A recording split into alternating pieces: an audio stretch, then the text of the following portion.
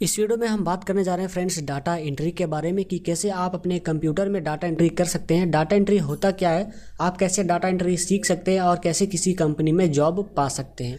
सबसे पहले हम बात करते हैं कि डाटा एंट्री होता क्या है, व्हाट इज़ डाटा एंट्री। तो डाटा एंट्री का सिंपल मतलब है किसी डाटा को कंप्यूटर में डालना, यानी कि उसको एंटर करना, जैसे कि आप नाम से ही पता कर सकते हैं। और वो काम हम एक सॉफ्टवेयर के द्वारा करते हैं। फॉर एग्जांपल MS एक्सेल में आप देखे होंगे कि अलग अलग तरीके के हम डेटा लिखते हैं, सीरियल नंबर लिखते हैं, फिर उसमें कुछ नंबर्स लिखते हैं, कुछ वर्ड्स लिखते हैं। तो उसी को हम डाटा एंट्री के तौर पे समझ सकते हैं सिंपल भाषा में। जो आप डाटा डालते हैं वो किसी भी टाइप का हो सकता है, वो टेक्स्ट भी हो सकता है, वो फोटो भी हो सकता है, वो वीडियो भी हो सकता है। कुछ भी टाइप का डेटा कहलाता है कंप्यूटर में। जो भी इनपुट होता है उसको हम डेटा कहते हैं कंप्यूटर की भाषा में, जो भी स्टोर होता है। तो जनरली जो डेटा होता है वो हम टाइपिंग करके डालते हैं, हमको टाइप करना पड़ता है, लिखना पड़ता है कंप्यूटर में कीबोर्ड की मदद से। तो ये होता है एक बेसिक सा एग्जांपल डाटा एंट्री का। अब हम नेक्स्ट में हम बात करते हैं कि आप डाटा एंट्री ऑपरेटर कैसे बन सकते हैं। तो इसके लिए मिनिमम क्वालिफिकेशन आपको चाहिए 10th पास होने चाहिए। 10th पास होते हैं तो आप मैक्सिमम कंपनीज़ में अप्लाई कर सकते हैं डाटा एंट्री ऑपरेटर के लिए। और अगर आप 12th पास भी हो जाते हैं तो आपके लिए ज़्यादा अच्छा रहता है। अधिकतर आजकल लोग 12th पास मांगते हैं।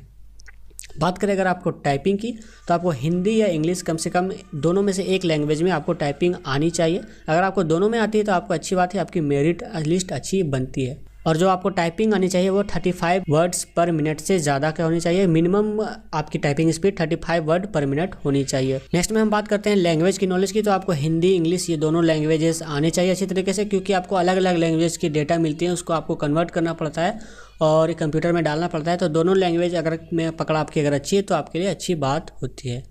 और एक आखिरी चीज़ जो आपके पास होनी चाहिए वो है कंप्यूटर की बेसिक नॉलेज, क्योंकि आपको सारे काम जो है कंप्यूटर्स पे करने पड़ते हैं। तो आपके कंप्यूटर को बेसिक ऑपरेशंस आने चाहिए, कैसे आपको कंप्यूटर यूज करना है।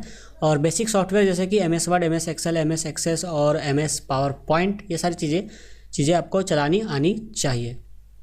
अब आगे हम बात करते हैं how to learn data entry. आप डाटा एंट्री कैसे सीख सकते हैं। तो इसके लिए आप 1 साल का डिप्लोमा कोर्स कर सकते हैं डाटा एंट्री में, जहां पे आपको बेसिक कंप्यूटर की चीज़ें सिखाई जाएंगी, जो पहले मैंने बताया था कि जो आपको रिक्वायरमेंट होती है। तो यहाँ पे आपको सिंपली सिखाई जाएगी MS वर्ड, एक्सेल और पावर पॉइंट जैसी चीज़ें आपको सिखाई जाएगी, यहाँ पे आपको सीखना पड़ता है।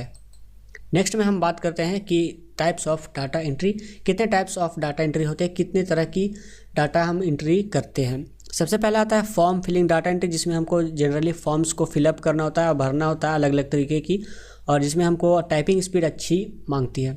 दूसरा है सॉफ्टवेयर डाटा एंट्री, जिसमें हम किसी सॉफ्टवेयर का यूज करते हैं, फॉर एग्जांपल MS एक्सेल या फिर MS वर्ड, जिसमें हमको लिखना होता है कोई भी रॉ डेटा जो कागज़ में लिखा हुआ है उसको कंप्यूटर में इंटर करना पड़ता है, उसमें डालना पड़ता है, उसका डाटाबेस बनाना पड़ता है, फाइल्स बनानी पड़ती है। तो ये होता है सॉफ्टवेयर डाटा एंट्री।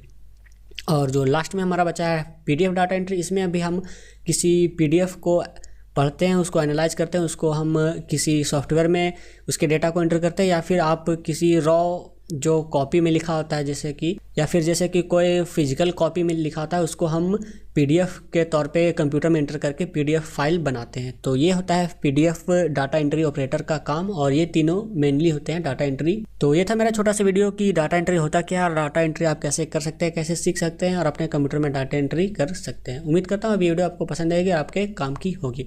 अगर वीडियो आपको अच्छी लगी है तो इसे लाइक कर दीजिए, शेयर कर दीजिए अपने दोस्तों के साथ फेसबुक व्हाट्सएप ग्रुप में, और ऐसी वीडियो में लाते रहता हूँ, तो मेरे चैनल को आप सब्सक्राइब कर सकते हैं। फिलहाल के लेते हैं फ्रेंड्स, मिलता हूँ अगली वीडियो में, तब तक के लिए बाय।